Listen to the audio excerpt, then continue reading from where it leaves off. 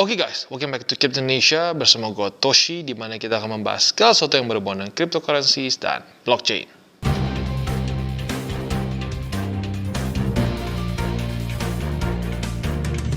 Oke, jadi pada hari ini guys, kita akan membahas mengenai cryptocurrency market dan juga market-market lainnya ya. Jadi terlalu sering cryptocurrency market dianggap ada drop sendiri gitu, yang lain baik-baik saja. Tapi pada faktanya seringkali orang bahkan nggak ngelihat indeks-indeks di luar pun sedang drop. Nah, jadi kita mungkin hari ini akan coba membagi menjadi dua jenis aset ya, karena banyak orang yang nggak tahu ada risk on asset seperti saham, kripto dan lain-lain. Ada juga risk of asset. Nah, itu seperti emas, silver, obligasi, dan lain-lain. Jadi pada hari ini kita akan coba kupas semuanya secara lebih detail dan mana yang lebih baik kita ambil dalam kondisi sekarang. Oke guys, jadi pada hari ini kita akan membahas mengenai total market cap. Ya, dan sebenarnya bukan cuma total market cap, tapi kita lebih ingin membandingkan ya cryptocurrency juga dengan ya indeks-indeks dan ya aset-aset lain juga lah ya, seperti emas dan silver. Nah, jadi kita mau lihat nih ya, pada faktanya sekarang kita bisa lihat total market cap ini sedang di bawah dari bull support band. Dan bull support band ini seperti yang kalian tahu adalah satu indikator yang cukup mudah untuk bisa kita lihat apakah kondisi market sedang bullish atau sedang bearish. Nah, jadi gini, paling simpelnya ada kita bisa lihat gini. Apabila candles sedang terus constantly close di atas dari bull support band, maka kondisi market sedang bullish atau seringkali disebut sebagai bull market. Jadi seperti ini bull market, ini bull market, dan kebalikannya, apabila dia di bawah dari bull support band, itu masuknya ke bear market. Gitu. Nah, tinggal pertanyaannya apakah bull marketnya ini panjang atau bull marketnya pendek seperti sini. Dan sama juga, apakah ini bear marketnya pendek atau bear market panjang seperti di 2017-2018 ya. Di sini selama kurang lebih setahun. Nah, jadi itu yang harus kita cari tahu ya. Dan selain dari itu juga ada satu hal yang ingin gue tekankan juga ya. Ini total market cap cryptocurrency. Dan ini adalah BTC ya, Bitcoin total market cap. Bitcoin total market cap. Nah, apa yang ingin gue tunjukkan? Yang gue tunjukkan adalah pada faktanya Bitcoin masih sangat luar biasa besar sekali pengaruhnya terhadap total market cap. Kenapa? Karena sekali lagi ya, market cap dari Bitcoin ini luar biasa besar. Yang kemungkinan besar bisa menyaingi dalam waktu dekat adalah Ethereum, dengan kurang lebih ya setengahnya lah, nyaris setengahnya dari market cap Bitcoin. Maka dari itu kenapa charting yang paling penting menurut gue di cryptocurrency adalah charting BTC, lalu ETH, lalu sisanya baru yang lain-lainnya. Gitu ya. Nah, lalu selain itu juga kita ingin melihat kondisi sekarang nih. Nah, pada sekarang kita bisa lihat bahwa dia mulai reject oleh bull support band. Ya, namanya ironis, ini namanya bull support band, tetapi sekarang lagi berubah menjadi resisten. Ya, seperti yang kalian tahu, support yang ketembus akan berubah menjadi apa? Resisten yang kuat. Ya. Dan masalahnya resistennya cukup kuat, ya, ketahan dengan sangat jelas di sini. Dan tapi yang uniknya dan yang menurut gua secara kalau kita ngomong lebih fair ya, ini bukan hanya terjadi di cryptocurrency saja ya, tetapi terjadi juga di indeks-indeks besar Amerika Serikat. Contoh seperti Nasdaq di sini. Nasdaq juga sudah jatuh dan bahkan sudah lama close di bawah dari bull support band. Lalu kita lihat lagi, ini Dow Jones. Dow Jones juga sudah close di bawah dan kita bisa lihat juga dia sudah reject juga oleh bull support band, sama seperti cryptocurrency ya.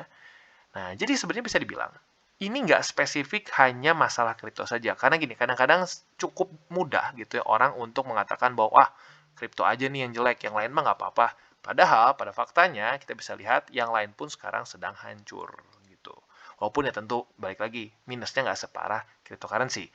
Kenapa? Ya, balik lagi, karena cryptocurrency adalah market yang masih sangat baru, dan bisa dibilang secara regulasinya masih sangat, ya almost unregulated gitu ya. Oke, nah ada beberapa yang nanya nih, Bang, kenapa cryptocurrency ya itu ada korelasinya dan lumayan kuat terhadap saham-saham Amerika Serikat, atau mungkin lebih tepatnya gini deh, bukan saham persatuan, tapi lebih tepatnya ke indeks-indeks saham di Amerika Serikat. Kita kasih lihat ya contohnya. Ini ada cryptocurrency market cap ya, lalu kita coba lihat ke Nasdaq. Kita lihat ke Dow Jones. Lalu kita lihat juga ke S&P 500. Contoh nih ya, waktu lagi di sini. Ini waktu pandemi nih ya, Februari 2020. Kita lihat S&P 500 drop ya. Dan kita bisa lihat juga total market cap di bulan-bulan itu juga drop kurang lebih. Nah, jadi korelasinya sebenarnya cukup tinggi. Kenapa? Karena gini, mereka sama-sama aset yang masuknya ke risk on. Walaupun gue harus ingetin, untuk kripto lebih besar lagi resikonya. Maka dari itu ya, interest rate itu menjadi sangat penting. Ya, lebih penting lagi bahkan dibandingkan dengan saham ya, secara volatilitasnya gitu kesannya. Dimana kesannya kalau kripto ini apabila interest rate meningkat, maka orang-orang yang kesannya buka posisi over leverage itu ya, atau kadang-kadang bukan yang over leverage, kadang-kadang orang yang buka posisi saja mulai menghitung apakah mereka bisa mempertahankan posisi leverage mereka. Karena dengan naiknya interest rate, maka bunga yang harus dia bayar untuk menahan posisi dia akan meningkat. Maka dari itu, aset-aset yang resikonya cenderung besar, ya alias volatilitasnya besar, itu akan kena duluan dampaknya. Seperti kripto, Bitcoin, ETH, dan lain-lain. Gitu. Nah, secara resiko, mulai turun gitu dari BTC, ETH, lalu turun lagi ke alt-alt selanjutnya. Jadi makanya kalau sampai elo secara portofolio terlalu besar di altcoins ya, itu pun bahaya. Itu makanya kenapa kan gue sudah bilang berkali-kali, kalau untuk cryptocurrency ya gue lebih prefer terbesarnya ya dua, yaitu adalah BTC dan ETH. Lalu sisanya baru kita boleh campur-campur lagi altcoins gitu ya. Nah, lalu kita bisa lihat juga untuk ini ya, Nasdaq contoh. Nasdaq ini salah satu indeks yang paling berkorelasi dengan cryptocurrency market in general ya. Kita lihat saat BTC ya, atau ya BTC lah ya, lebih enaknya ya. Saat BTC sedang bull market yang luar biasa amazing gitu, yang kesannya bisa profit itu bisa sekitar 500%, bahkan bisa sampai ribuan persen dalam beberapa bulan saja. Itu kita coba lihat ke Nasdaq ya. Pasti kondisinya dia sedang di atas dari bull support band ya. Jadi gue seumur hidup gue nggak pernah ngelihat Nasdaq lagi bear market tetapi BTC naik tinggi gitu, nggak pernah sebelumnya ya. Karena kenapa ya itu? Mereka dua-duanya risk on, dan untuk Nasdaq spesifiknya dia lebih banyak indeks-indeks perusahaan teknologi. Nah, perusahaan teknologi ini dianggap resikonya lebih tinggi. Nah, maka dari itu ada korelasi yang cukup tinggi. Nah, maka dari itu ya, salah satu indikasinya apabila Nasdaq mulai membuat lower low, nah siap-siap ada kemungkinan cryptocurrency market pun akan terpengaruh secara besar. Oke, nah mungkin pertanyaan selanjutnya adalah, oke bang, itu kan risk on tuh ya. Berarti ada yang risk off dong, ya kan pasti ada kebalikannya. Benar, ya. Dan kebalikannya itu salah satunya adalah emas. Ya, emas ini salah satu aset yang sudah cukup lama dianggap sebagai menjadi aset yang risk off. Alias apa? Resikonya lebih kecil karena lebih tidak volatile dibandingkan dengan ya saham, lalu kripto dan lain-lainnya ya. Nah, selain dari itu juga mungkin yang masuk ke risk off adalah obligasi ya, terutama obligasi negara. Contoh seperti obligasi Amerika Serikat untuk 10 tahun ya, itu meningkat dengan lumayan tajam kemarin saat waktu tapering mulai semakin mendekat gitu, dan juga meeting dari si The Fed juga ya. Nah, jadi sebenarnya gini, boleh nggak lu pindahin dalam kondisi market seperti ini, lu pindahin ke emas? Boleh-boleh aja, sebenarnya menurut gua nggak ada salahnya. Dan seperti yang kalian tahu ya, gua nggak anti emas, gua pribadi ada emas, ya. Nah, tapi lebih ke hedge gitu loh, bukan untuk lebih berharap ke wah akan gain luar biasa besar, karena kita tahu emas ya dalam berapa tahun terakhir ya nggak ada gains yang luar biasa gitu loh, cenderung ya oke lah gitu sebagai hedge di rupiah oke. Tapi di dolar selama 10 tahun terakhir emas performanya cenderung buruk gitu. Bahkan sempat minus ya sempat minus lah ya, selama 10 tahun ini bisa minus gitu. Jadi ya baik lagi untuk emas mungkin sekarang dalam masa satu dekade yang cukup sideways gitu, berbeda dengan dekade sebelumnya gitu kesannya ya. Kita lihat di monthly-nya biar lebih enak ya. Ini. Nah, walaupun orang bilang ini sideways apa bang? Ya sebenarnya sideways kalau kita lihat ya. Kalau beli di sini, kesannya lu butuh waktu berapa lama nih buat sampai BEP aja gitu. Lu andaikan lu nggak sengaja beli di pucuk gitu ya. Nah, lalu kita bisa lihat ini tuh, aduh salah ya, bukan ini. Yang ini satunya gimana? Ini dah ya.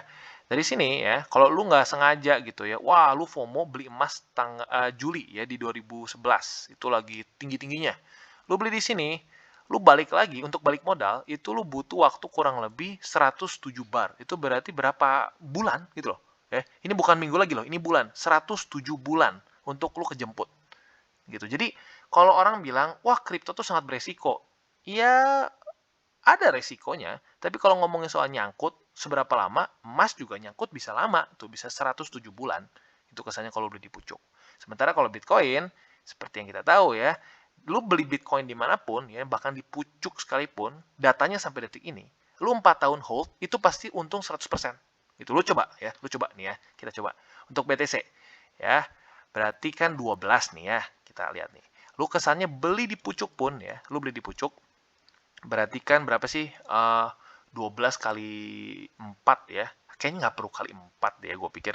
Tapi nggak apa lah ya. 12 kali 4. Oke, 12 kali 4 berarti 48 ya. Berarti 48 candles ini monthly. Nah, kita coba cek. 48 candles itu berarti, anggap kita kurang beruntung sekali kita beli di pucuk. Ya. Kita beli di pucuk, 48 candles selanjutnya itu di sini ya, di sini. Kita lihat. Posisinya, lu beli di pucuk di Desember 2017, lu hold 4 tahun, yang terjadi apa? Lu masih untung 252%. Gitu. Sementara tadi di emas, lu BEP, cuma break even point aja. Gitu. Jadi ya kalau kita ngomongin resiko gitu sebenarnya, ya balik ke masing-masing gitu. Kadang-kadang ada orang menganggap resiko itu drawdown gitu, pure hanya drawdown saja. Kalau gua pribadi, gua ngelihat juga dari data. Kalau datanya kita bisa lihat Bitcoin bisa nyangkut nggak? Bisa. Bisa nyangkut parah nggak? Bisa. Nih ya, kita lihat. Dia nyangkut di sini bisa berapa persen turun sampai sini ya. Turun minus 75%. Ya, drawdown-nya parah. Tetapi pada faktanya lu hanya nunggu 4, bahkan nggak perlu 4 tahun ya. Kita lihat, untuk dia balik lagi ke posisi sini, lu cuma nunggu kesannya sekitar berapa ya? Paling hanya 32 bulan gitu ya. Kalau lu mau langsung tutup aja gitu ya saat waktu udah balik modal gitu. Jadi ya jauh lebih cepat gitu. Tapi balik lagi, intinya adalah ya lu harus tahu. Lu harus tahu bahwa Bitcoin drawdown-nya memang bisa ekstrim gitu. Nah, kalau sudah bisa terima drawdown dari Bitcoin, ya sudah, lu invest aja gitu ya. Oke, nah sekarang kita masuk ke pertanyaan yang selanjutnya nih ya. Bang, gimana nih Bang ya? Gua apakah meningkat loss atau enggak? Nah, kalau cut loss berarti artinya apa? Nyangkut kan? Mungkin beli di sini, mungkin ekstrim beli di sini gitu ya. Nah, kalau gue pribadi, selama lu pakai uang dingin, mending jangan, ya, mending jangan. Karena kenapa? Udah apa ya, kesannya tuh udah tanggung ya, udah nyemplung gitu loh, kesannya udah nyemplung ya. Dan apalagi kalau nyangkutnya juga ya dekat-dekat daerah sini ya sudahlah, bersabar saja dulu ya. Nah, tapi bisa berbeda untuk orang-orang yang mungkin sudah posisinya nggak nyangkut nih, tapi dia bisa take profits ya, alias dia sudah beli Bitcoin mungkin di sini gitu ya, waktu lagi market lagi bergejolak di 2020 ya, harganya masih di bawah $10.000. Nah, gimana nih, take profits nggak Bang? Nah, itu bisa dipertimbangkan sebenarnya ya, karena kenapa? Kita belum tahu nih ya, apalagi dengan konflik Rusia gitu ya, lalu juga tapering yang akan mulai berlangsung dari tahun ini, bisa selama apa ya kondisinya cryptocurrency market akan seperti ini. Dan bukan cuma kripto, tapi juga saham ya. Jadi ini juga ya, penekanan lainnya adalah ini bukan spesifik kripto saja, tapi lebih tepatnya permasalahan aset-aset risk on ya. Dow Jones, Nasdaq, S&P 500 semua terpengaruh juga ya, dan satu garis merahnya adalah mereka semua adalah aset-aset risk on. Nah, sementara aset-aset risk off seperti emas dan silver ya mulai rally malah. Ya, dan bahkan ada juga kalian boleh cek harga 10 year yield bond-nya buat Amerika ya, atau obligasi 10 tahunnya Amerika Serikat. Itu juga meningkat. Nah, jadi sebenarnya gini, andaikan kalian misalnya dalam posisi yang nggak merah gitu kesan portofolionya, boleh aja kalian pertimbangkan take some profits ya. Ya kalau gue pribadi sih some ya, karena gue akan terus pengen punya exposure ke cryptocurrency market. Boleh take some profits dan boleh coba dimasukkan, bisa cari obligasi-obligasi favorit kalian. Nah, tapi balik lagi, obligasinya obligasi mana nih? Ya, karena yang cenderung naik adalah obligasi Amerika Serikat karena tapering dari Amerika. Nah, obligasi Indonesia gua belum pelajari. Jadi ya itu kalian harus pelajari lagi masing-masing. Nah, kalau buat gold sama silver gimana? Ya sebenarnya boleh-boleh aja, ya boleh-boleh aja. Tapi untuk orang-orang yang masih dalam kondisinya take profit, ya kalau untuk cut loss ya, kalau gua pribadi selama lu pakai duit dingin, ya nggak, menurut gua sih just hold aja. Ya karena kenapa masih ada kemungkinan bisa double bottom dan lanjut lagi ke atas, gitu ya. Jadi overall seperti itu, dan mungkin yang menjadi sekali lagi penekanannya adalah bukan hanya cryptocurrency saja, karena cukup banyak gitu ya orang yang mungkin latah gitu ya, selalu bilangnya, oh lihat cryptocurrency aja yang hancur, yang lain nggak hancur. Enggak, yang lain juga hancur kok ya, saham-saham Amrik gitu ya, hancur, indeks mereka tuh semua drop gitu. Jadi ya apa namanya, kita harus lihat dengan ya seobjektif mungkin apapun itu ya. Dan satu lagi juga, korelasi dari Nasdaq terutama terhadap Bitcoin dan cryptocurrency market in general ya. Kita lihat setiap kali Bitcoin itu lagi bull market ya, bull market tuh wah luar biasa peningkatannya tuh, dari kesan dari bawah sini ya, jangan di situ lah ya, mungkin lebih fairnya di sini lah ya, di daerah dia tembus pertama sampai ke sini itu bisa sampai ini 1000% keuntungannya ya, 1000%. Nah, kita bisa lihat ini semua ya, rata-rata semua peningkatan luar biasa dari cryptocurrency markets itu terjadi saat Nasdaq juga sedang bulan. Kita lihat ya. Jadi gua belum pernah lihat saat misalnya Nasdaq dalam kondisi gini nih ya. Nasdaq dalam kondisi parah seperti ini, Bitcoin malah wah naik gitu, ngepump. Enggak. Rata-rata semua saat Nasdaq sedang ngepump, maka cryptocurrency markets pun akan ngepump.